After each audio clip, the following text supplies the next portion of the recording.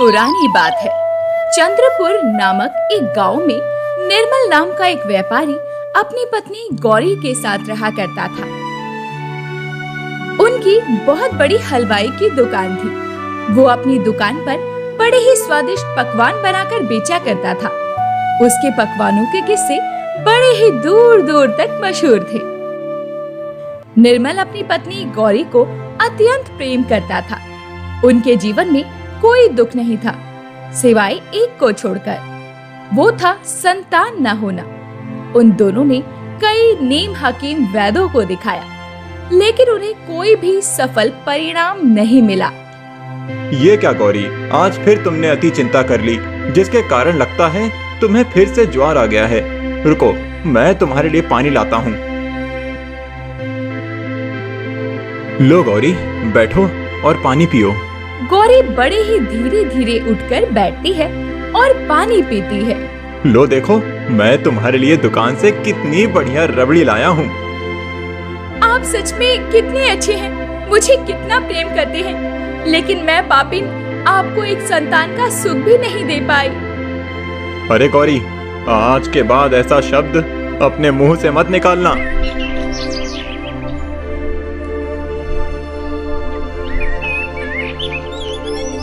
समय बीत जाता है, लेकिन गौरी को कोई संतान नहीं होती। मैं क्या कहती हूँ जी, मुझे लगता है अब मुझे इस जन्म में बच्चा नहीं होगा, तो क्यों ना आप दूसरी शादी कर लेती, इससे आपको संतान का सुख तो नसीब होगा। मुझे अपने ईश्वर पर पूरा भरोसा है गौरी, तुम देखना, हमें जल्दी ही माता पिता बनने का सुख नसीब होगा।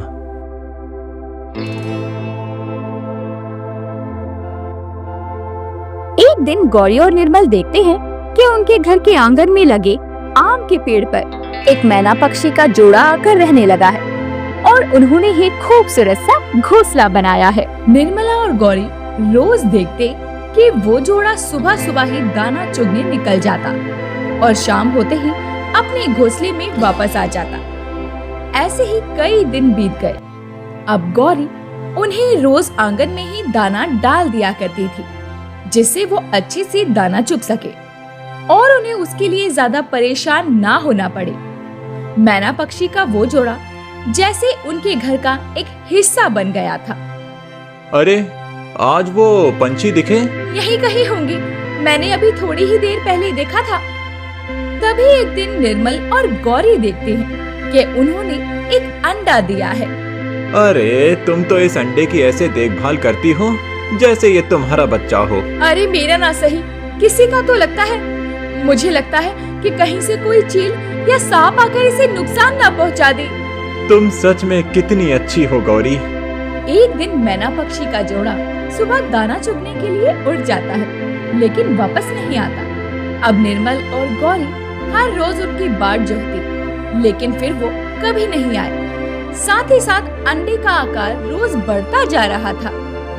गौरी, क्या तुमको नहीं लगता है कि इस अंडे का आकार सामान्य अंडे से बहुत बड़ा है? हाँ, हम भी बहुत अचंभित है, लेकिन हम इनको छू नहीं सकते हैं, क्योंकि अगर हमने इसको कहीं छू लिया और वो पक्षी आए तो फिर वो इसे स्वीकार नहीं करेंगे जी। लगभग महीना भर बीतने के बाद एक दिन गौरी उस अंडे को देखती है। तभी अंडा लुढ़क कर उसके पैर के पास आ जाता है और जैसे ही गौरी उस अंडे को छूती है, वैसे ही वो फूट जाता है, जिसे देखकर गौरी बहुत डर जाती है। लेकिन फिर उसकी खुशी का ठिकाना नहीं रहता। वो अपने पति को बुलाती है। क्या हुआ गौरी, मुझे बुलाया?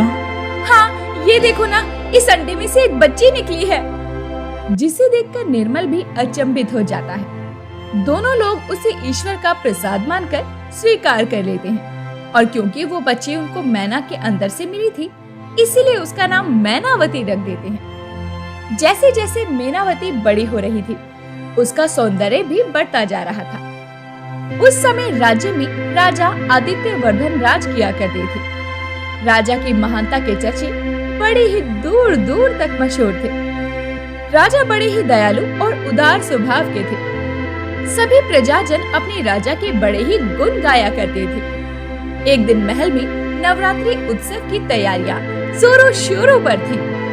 मंत्री महोदय, हम चाहते हैं कि इस नवरात्रि उत्सव में किसी विशेष मिठाई से हमारे सारे प्रजाजनों का मुंह मीठा कराया जाए। आपकी निगाह में राज्य में अगर कोई उत्तम हलवाई हो तो हमें इससे अवगत करवाएं। जी महाराज, जरूर। मैं राज्य के एक सर्वोत्तम हलवाई को जानता हूँ।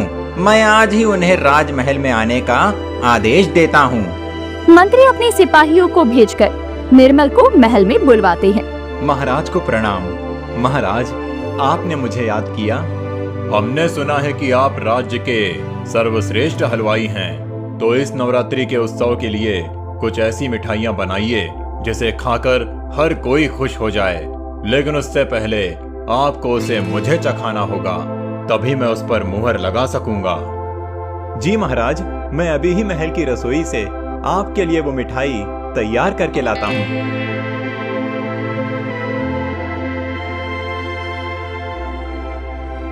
अति उत्तम, अति उत्तम। इस मिठाई का नाम आखिर क्या है? इसे मालपुआ कहते हैं महाराज। ठीक है, इसे ही हमारी समस्त प्रजा के लिए तैयार करवाया जाए। निर्मल घर आकर गौरी और मैनावती को ये बात बताता है, जिसे सुनकर दोनों बहुत खुश हो जाते हैं। अब तुम दोनों को भी पूरी मदद करनी पड़ेगी, इसीलिए अब तुम दोनों भी ये बनाना सीख लो।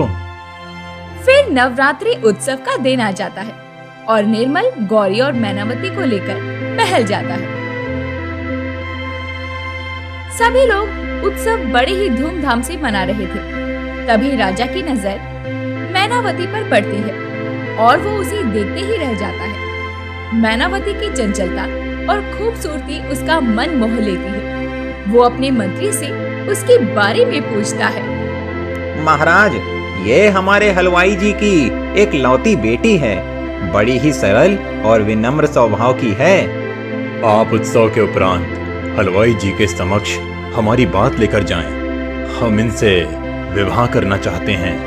मंत्री जी निर्मल के घर मैनावती के लिए रिश्ता लेकर जाते हैं, जिसे सुनकर निर्मल और गौरी फूले नहीं समाते हैं। बेटी मैनावती, तुम्हें इसमें कोई ऐतराज तो नहीं है? एक माता पिता होने के नाते हमें अपनी बेटी की इच्छा जानने का पूरा हक है। मैनावती शर्मा कर वहाँ से चली जाती है। जल्दी ही मैनावती की शादी राजा आदित्य वर्धन के साथ हो जाती है। राजा आदित्य अपनी नई रानी पर पूरी तरह मंत्रमुग्ध थे। मैनावती, क्या आप जानती हो कि आपके आने से पूरे महल में रौनक आ गई है। पूरा महल अब महकता सा प्रतीक होता है। ये तो मेरा सौभाग्य है महाराज कि आपने मुझे अपनी अर्धांगिनी के रूप में स्वीकार किया। रानी मैनावती के महल में आने से हर कोई खुश था, सिर्फ एक इंसान को छोड़कर। वो थी रानी रंभा। रानी रंभा राजा आदित्य की प्रथम पत्नी थी। रानी रंभा स्वभाव से बेहद ही निष्ठुर और कर्कशा थी। रानी रंभा को उनके इस क्रूर स्वभाव के कारण कोई भी पसंद नहीं करता था। अब राजा भी रानी रंभा को उतना समय नहीं देते थे। अरे, सारी दासियां कहाँ मर गई आज? आज मेरे कक्ष में एक भी दासी उपस्थित नहीं है। कहाँ थी तुम सब दासियां? क्या आप मेरे कक्ष का रास्ता भूल गई हो? नहीं रानी जी, ऐसी कोई बात नहीं है। वो हम लोग छोटी रानी के कक्ष में थे। अच्छा, तो अब तुम लोगों को वो छोटी रानी अच्छी लगने लगी है। उस मैनावती को तो ऐसा मजा चखाऊंगी कि वो भी याद रखेगी कि उसने यहाँ महल में आकर कितनी बड़ी गलती कर दी। बेकारन कहेगी। अरे, उसने सोचा भी तो कैसे कि वो महल की रानी बनकर रहेगी। बड़ी रानी अब आए दिन मैनावती को किसी न किसी बहाने से नीचा दिखाती रहती थी। मैनावती स्वभाव से बहुत भोली थी, जिसके कारण उसे रानी रंभा की ये सारी बातें समझ नहीं आती थी। क्योंकि राजा आदित्य अभी तक निसंतान थे, इसीलिए वो चाहते थे कि उनके राज्य का वंश आगे बढ़े। दासी, तुम क्या कहती हो? इस मैनावती को कैसे रास्ते से हटाया जाए? रानी साहिबा, हर किसी इंसान की कुछ न कुछ कमजोरी जरूर होती है, तो मैनावती की भी कोई कमजोरी जरूर होगी। उस कमजोरी को जानकर ही हम उसे रास्ते से हटा सकते हैं। हाँ, क्योंकि मैं नहीं चाहती कि मैनावती का बच्चा हो, क्योंकि अगर उसको बच्चा हो गया तो राजा का जो भी बचा कुचा ध्यान है वो भी मुझसे हट जाएगा। इसीलिए अब ये जिम्मेदारी मैंने तुम लोगों पर छोड़ दी है। तुम लोग कैसे भी पता लगाओगी कि मैनावती की कमजोरी क्या है। रानी रंभा की दासी भेष बदलकर मैनावती के गांव जाती है और पता करती है कि आखिर मैनावती की कमजोरी क्या है। वो मैनावती के पड़ोस में जाकर लोगों के बीच रहने लगती है और उधर राजमहल में एक दिन मैनावती की तबीयत अचानक खराब हो जाती है। क्या हुआ रानी? आज अचानक से ही आपका स्वास्थ्य क्यों बिगड़ गया? रुको, मैं सिपाही को कहकर राजवैद्य को बुलवाता हूँ। तभी राजवैद्य आते हैं और रानी का निरीक्षण करते हैं। घबराने की कोई बात नहीं है महाराज, बधाई हो, आप पिता बनने वाले हैं। हमारे राज्य का वंशवर्धक आने वाला है। राजा और मैनावती ये बात सुनकर बड़ा ही खुश होते हैं। पूरे राज्य में मिठाई बंटवाई जाए। अब हमारे राजमहल में नन्ही किलकारियां गूंजेंगी, जिन्हें सुनने के लिए वर्षों से हमारे कान तरस गए थे। हर तरफ हर्षोल्लास का माहौल था, लेकिन जैसे ही ये समाचार रानी रंभा को मिलता है, वो क्रोध से लाल हो उठती है। ये मंदबुद्धि दासी ना जाने कहाँ रह गई। कितने दिन बीत गए, लेकिन वो कोई खबर लेकर वापस नहीं आई। और यहाँ वही हो गया जिसका मुझे डर था। अब मैं कैसे जीवित रहूंगी?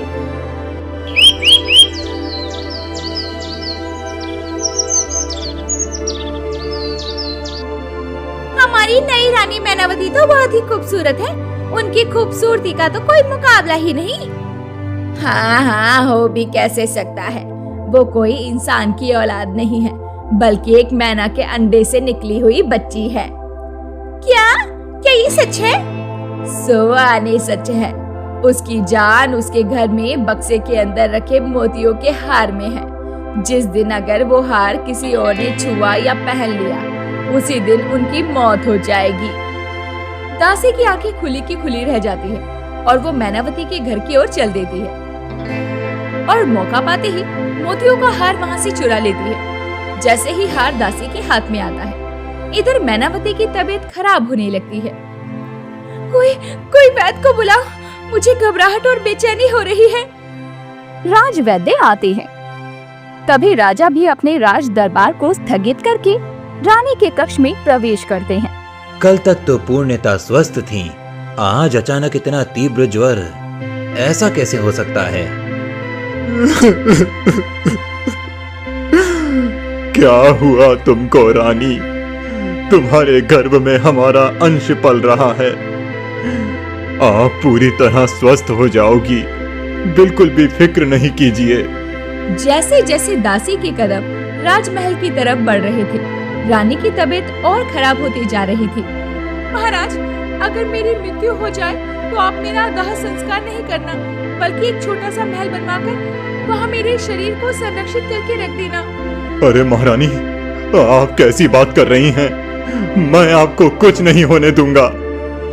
दासी ने जैसे ही महल में प्रवेश किया, मैनावती की सांसें थमने लगी। रानी रंभा को वो मोतियों का हार देते समय दासी ने पूरी कहानी कह सुनाई और जैसे ही रानी रंभा ने वो हार धारण किया, मैनावती की सांसें थम गई। महाराज को मैनावती की मौत से गहरा आघात पहुंचा और वो गुमसुम रहने लगे। उन्होंने रानी की इच्छा अनुसार एक छोटा सा महल बनवाकर उनके शरीर को वहां रखवा दिया।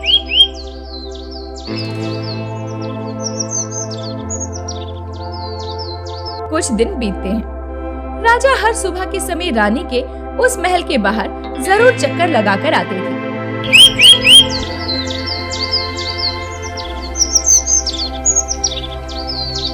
फिर एक दिन जैसे ही राजा उस महल के बाहर से गुजरे, उन्हें एक छोटे से बच्चे की हंसने की आवाज आई, जिसे सुनकर वो वहीं पर रुक गए।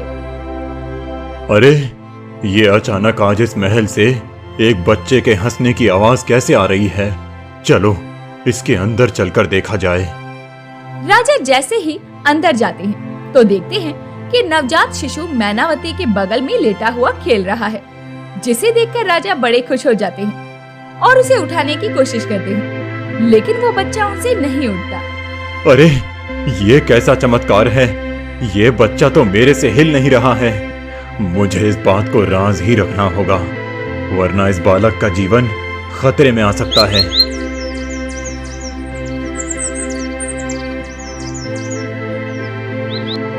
अब राजा हर रोज उस महल में जाकर उस बच्चे के साथ घंटों खेला करते थे। अब बच्चा धीरे धीरे बड़ा होने लगा और उठकर खेलने लगा। बालक, तुम यहाँ अकेले क्या करते हो? तुमको भूख नहीं लगती है क्या? मेरी माँ मुझे हर रोज खाना खिलाती है। कौन है तुम्हारी माँ? बच्चा मैनावती की ओर इशारा करता है। लेकिन ये तो मृत शरीर है। बेटा, ये तुम्हें भोजन कैसे दे सकती हैं? हर रोज रात के समय में मेरी माँ में प्राण आ जाते हैं।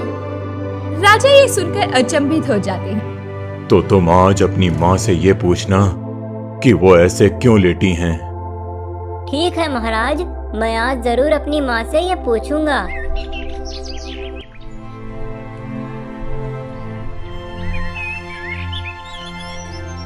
अगले दिन सुबह राजा फिर आते हैं और बच्चे से वही सवाल करते हैं। जी महाराज, जब मैंने अपनी माँ से ये पूछा तो उन्होंने कहा बड़ी महारानी के गले में एक मोतियों का हार है, उस हार में ही मेरी जान है।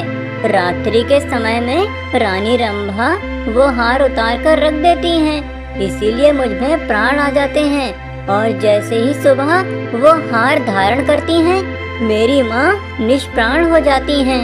राजा ये बात सुनकर बड़े ही क्रोधित होते हैं, लेकिन वो बिना किसी आधार पर बड़ी रानी पर ये आरोप नहीं लगाना चाहते थे। इसलिए उन्होंने अपने गुप्तचरों से कहकर उस हार के बारे में जानकारी प्राप्त की। जी महाराज, मैंने गुप्त दासियों के जरिए पता किया है कि आपकी बात पूरी तरह सही है कि महारानी पिछले कुछ दिनों से गले में एक मोतियों का हार धारण करती हैं और रात में उसे अपने तकिए के नीचे दबाकर सोती हैं। उस हार को कैसे भी करके चोरी करवाकर मेरे समक्ष हाजिर करो। जो आज्ञा महाराज।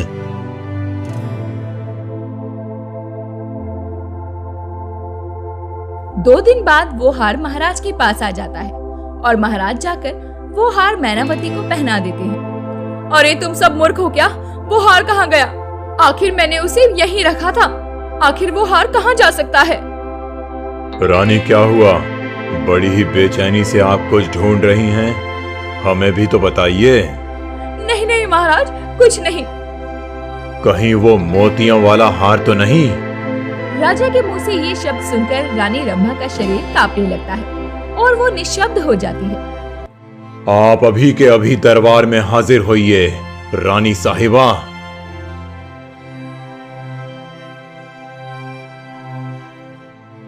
राजा दरबार लगाते हैं और एक तरफ रानी रंभा बैठी हुई थी।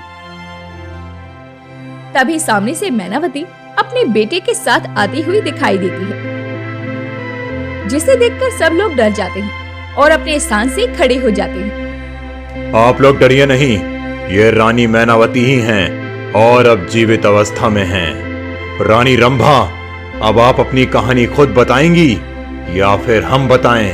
रंभा सबको पूरी कहानी बताती है, जिसे सुनकर हर एक की आंखों में गुस्सा और आंसू थे। आप मेरी रानी हैं, इसीलिए मैं आपको कारावास तो नहीं दे सकता, लेकिन मैं आपको पटरानी के पद से निष्कासित करता हूँ। आज से महारानी मैनावती ही होंगी।